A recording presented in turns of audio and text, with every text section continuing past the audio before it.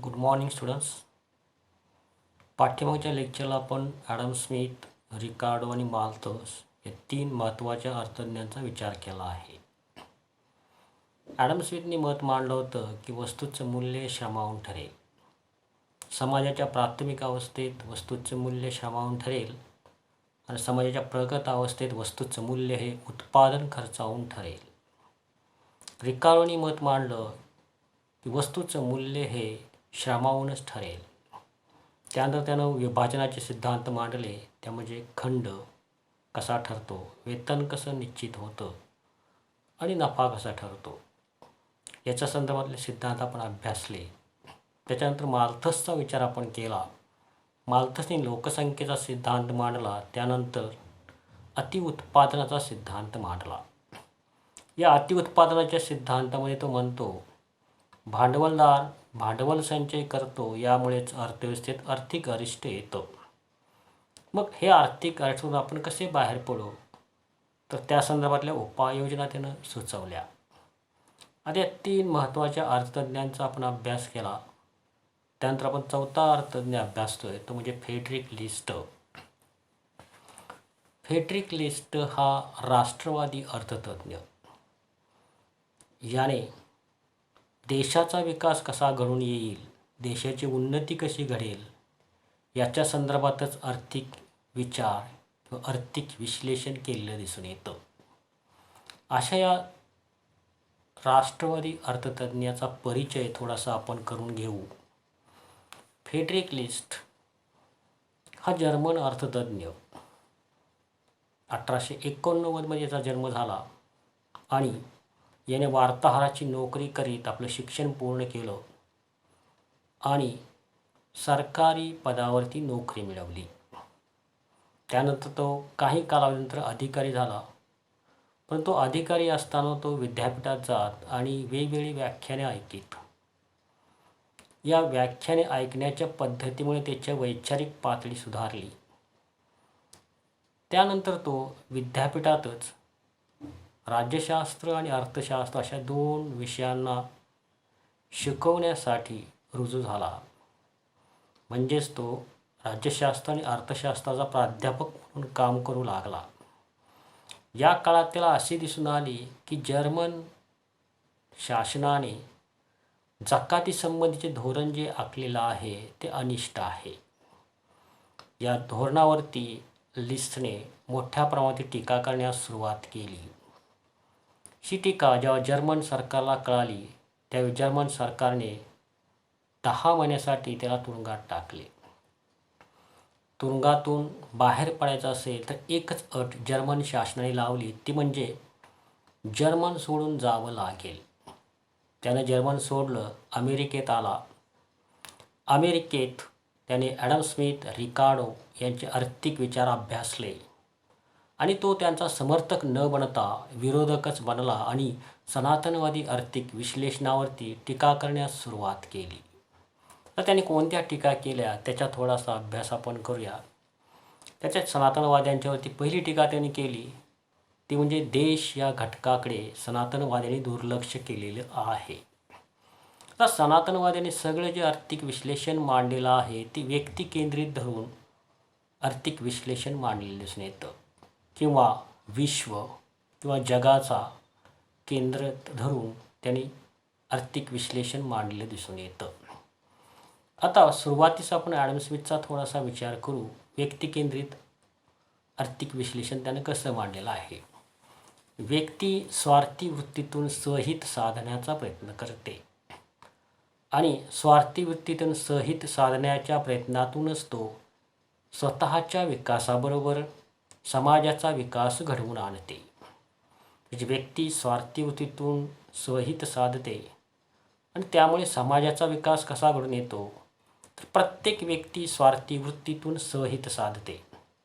प्रत्येक व्यक्ती मिळून समाज बनतो. त्यामुळे व्यक्तीच्या विकासाबरोबर समाजाचा विकास घडून येईल असं मत या ॲडम स्मिथने मांडलं होतं. त्यानंतर त्यानं पुढचा विचार केला तो म्हणजे जगाचा विचार केला. तो म्हणतो जगाने म्हणजे प्रत्येक देशाने खुल्या व्यापारी धोरणाचा स्वीकार केला तर प्रत्येक देशातील लोकांच्या राहणीमानाचा दर्जा सुधारेल आणि तो देश विकास करेल. म्हणजे खुल्या व्यापारी धोरणामुळे व्यक्तीच्या विकासाबरोबर जगाचाही विकास घडून येईल. म्हणजे आत्यंतिक व्यक्तिवादाचा दृष्टिकोन या ठिकाणी आपल्याला पाहावयास मिळतो आणि व्यक्तीवरून सरळ त्याने विश्वावरती उडी मारलेली दिसून येते. हे जे मत आहे सनातनवाद्यांनी मांडलेलं, हे मत मात्र फ्रेडरिक लिस्टला पटलं नाही. फ्रेडरिक लिस्ट म्हणतात, सनातनवाद्यांनी व्यक्तीचा विचार केला आणि डायरेक्ट विश्वावरती उडी मारली. पण या दोघांच्या मधला दुवा म्हणजे व्यक्ती आणि विश्व यांच्यामधला दुवा म्हणजे देश आहे. देशाचा विकास घडून आला तर व्यक्तीचा विकास घडून येईल. व्यक्तीच्या विकासावरती देशाचा विकास अवलंबून नाही. म्हणून देशाचा विकास घडवून आणणं गरजेचं आहे. व्यक्तीचा विकास हा देशाच्या आर्थिक स्थितीवरती, राजकीय स्थितीवरती आणि उत्पादन क्षमतेवरती अवलंबून आहे. म्हणजे राजकीय, आर्थिक आणि उत्पादन शक्ती याच्यात वाढ घडवून आणणं गरजेचं आहे. तरच देशाचा विकासाबरोबर व्यक्तीचा विकास घडून येईल, असं मत या फ्रेडरिक लिस्टनं मांडलेलं दिसून येतं. त्यानंतर त्यानं दुसरा विचार का केला तो म्हणजे खुल्या व्यापारी धोरणाचा. तो म्हणतो, सर्वच देश समान पातळीवरती असत नाहीत. काही देश विकसित असतात तर काही देश अविकसित असतात.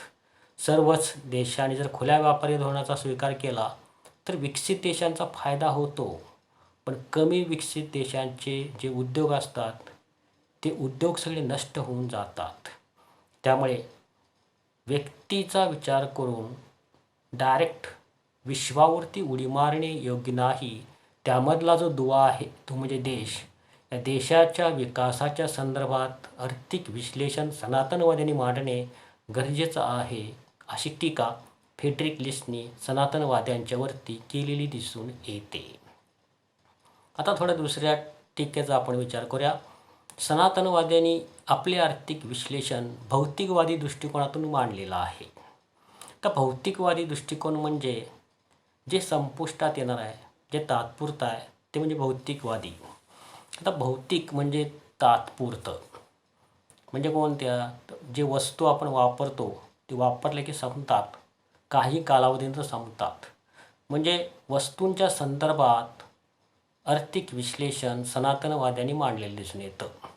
तर यामध्ये वस्तूची किंमत कशी ठरेल, वस्तूचं विनिमय मूल्य कसं ठरेल, वस्तूचं उपयोगिता मूल्य कसं ठरेल, म्हणजे वस्तूच्या संदर्भातच याने आर्थिक विश्लेषण मांडलेलं दिसून येतं. वस्तूंचा साठा कसा करता येईल. परंतु फ्रेडरिक लिस्टला हे मत मान्य नाही. तो म्हणतो, वस्तूच्या संदर्भात आर्थिक विश्लेषण मांडण्यापेक्षा वस्तू निर्माण करणारी उत्पादक शक्ती महत्त्वाची आहे. ज्या देशात उत्पादक शक्ती मोठी असते तो देश श्रीमंत आणि विकसित बनतो.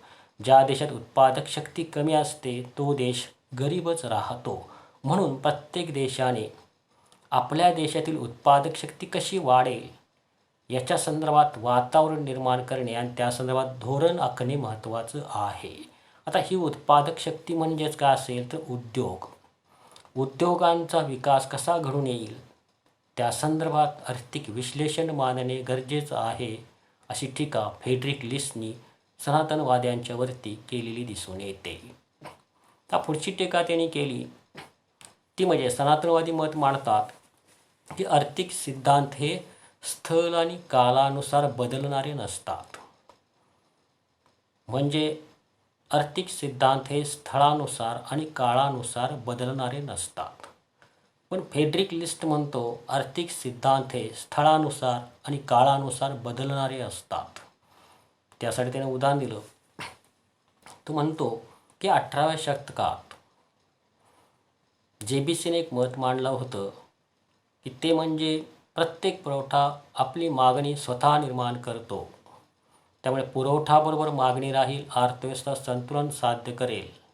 त्यामुळे अर्थव्यवस्थेत आर्थिक अरिष्ट म्हणजेच तेजी अथवा मंदी येणार नाही.